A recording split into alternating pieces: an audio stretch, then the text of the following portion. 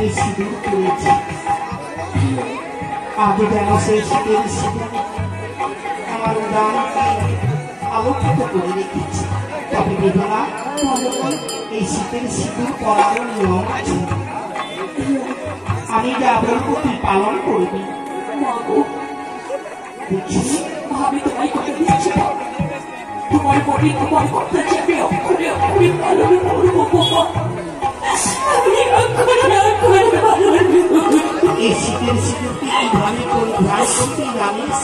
আমি কিভাবে করবো বলো? আরে ঘোলা এসে দরজায় বসে সিঁদুরটা পরিয়ে বসে ওরে বাড়ি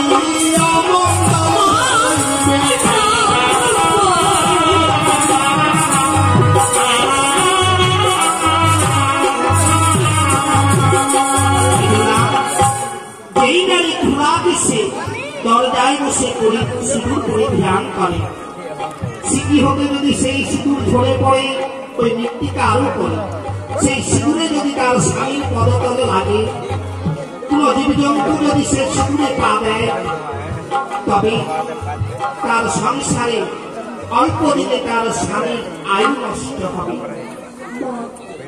আমি তোমায় কথা দিলাম অল্প দিনে তার শীতের সিঁদুর কালো হয়ে না মা, আমি তোমায় কথা দিচ্ছি। এমন কর্ম কে করিবি? আমি দরজায় বসে খোলা এসে আমি সঙ্গে কখনো সিঁদুর ধারণ করবো না গো মা। আমি কখনো সিঁদুরে সিঁদুর ধারণ করবো না।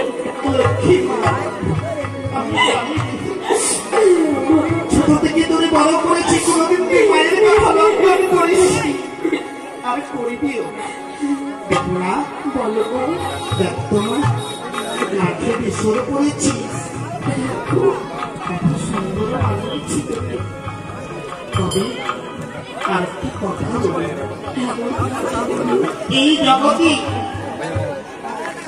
কোন মাতা পিতা যদি কন্যার বিবাহ দেয়, তাকে যদি কিছু নাও দিতে পারে, অবশ্যই তাকে হাতের বেসর দেয়।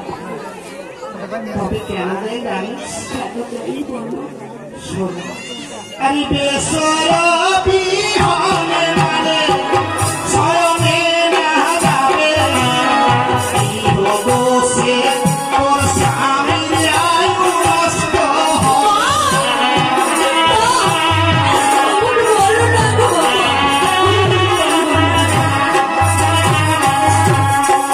পূর্বেই তোকে বলেছি।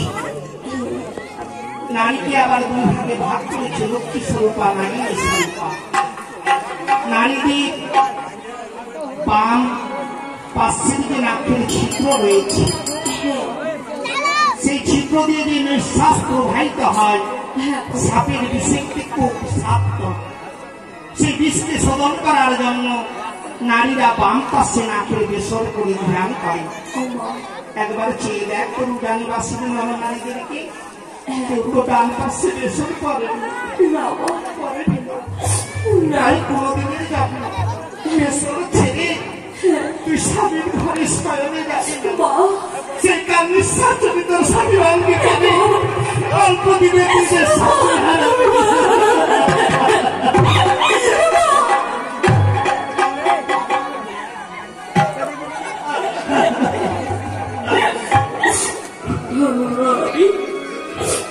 আমি বেসরে বিহনে আমি স্বামীর সঙ্গে শয়নে যাব না মা, আমি স্বামীর সঙ্গে শয়নে যাব না।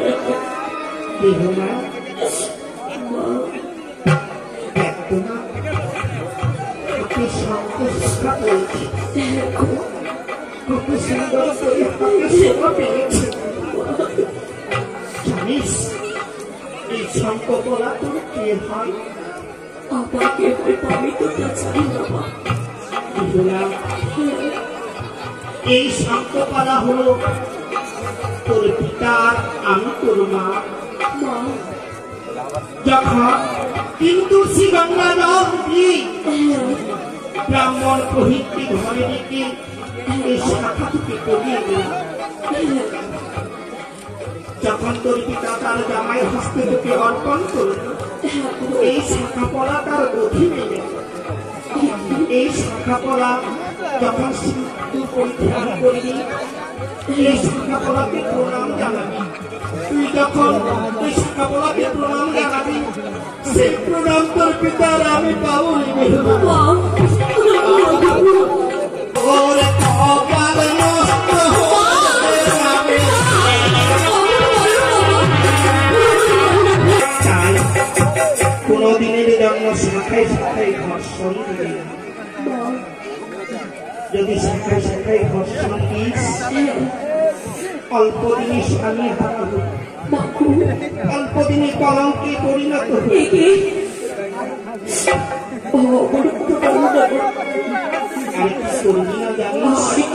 আমি বৃহস্পতি বারে বারে হইল বাঁধিবে, কি হতো সে লক্ষ্মী মাতা ঘর ছেড়ে পালাবে।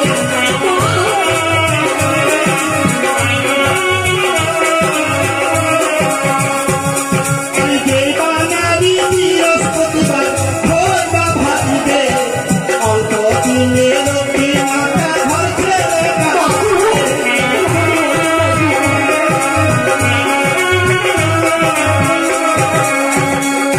আমি দিগম্বর সায়নে নারে বধুরা যাইবে, কি হতো সে সংসারের অশান্তি লাগবে।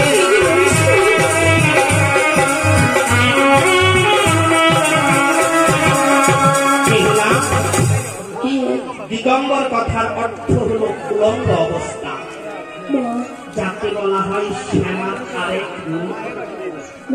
যেই নারী দিগম্বর অবস্থায় শয়ন কক্ষে যায়, অল্প দিনে তার সংসারে অশান্তি নেমে আসে।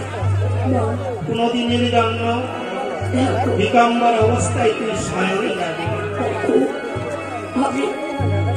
আমি তোমায় কথা দিচ্ছি, আমি দিগম্বর অবস্থায় আমি কখনো শয়নে যাব না। আমি দিগম্বর বিছানায় আমি কখনো শয়নে যাব না। আর শ্বশুর ঘরে গিয়ে দেখবি একটি জিনিস লক্ষ্য কর, আমি নিম্নে সিদ্ধা বেদ বালি সীমানা নাড়াবে, কি হতো সে বাড়িতে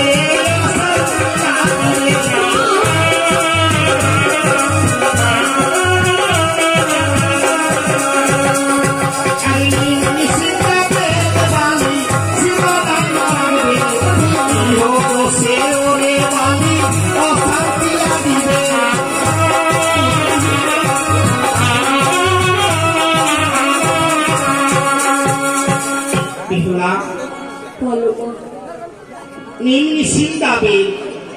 এই তিন বৃক্ষ হল শান্তির প্রতীক। এই তিন বৃক্ষ যদি বাড়ির কোন স্থানে থাকে, জীবনে সেই বাড়িতে অশান্তি ছুটবে না। আজকে এর সঙ্গে কালকে ওর সঙ্গে ঝগড়া লাগতেই থাকবে, সেই সংসারে কোনোদিন আনন্দ হবে না।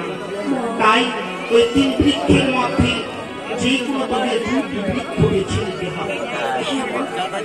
আমি তোমায় কথা দিলাম, আমি রন্ধন করিয়া মানে অন্নে না খাইবে, কি হতো সে লক্ষ্মী মাতা ঘর ছেড়ে পালাবে।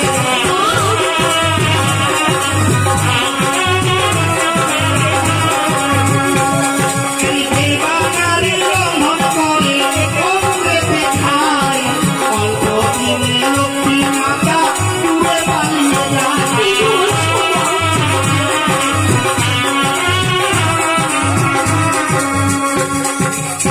কোনদিনের জন্য রন্ধন করে অগ্নি ভজন করবি। আমি তোমায় কথা দিলাম, আমি স্বামীর অগ্নি রন্ধন করে আমি কখনো ভজন করবো না। গোপাল, আমি কিছু কখনো ভজন করবো না। তোমায় কথা দিলাম, আমি কি করবো? আরে গুরুবারে সে স্বামী হয়ে যাবে।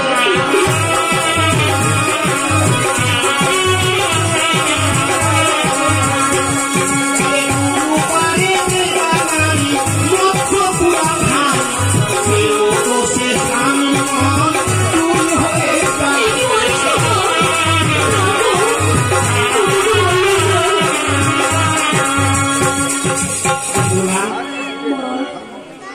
এই তোকে দিলাম আমি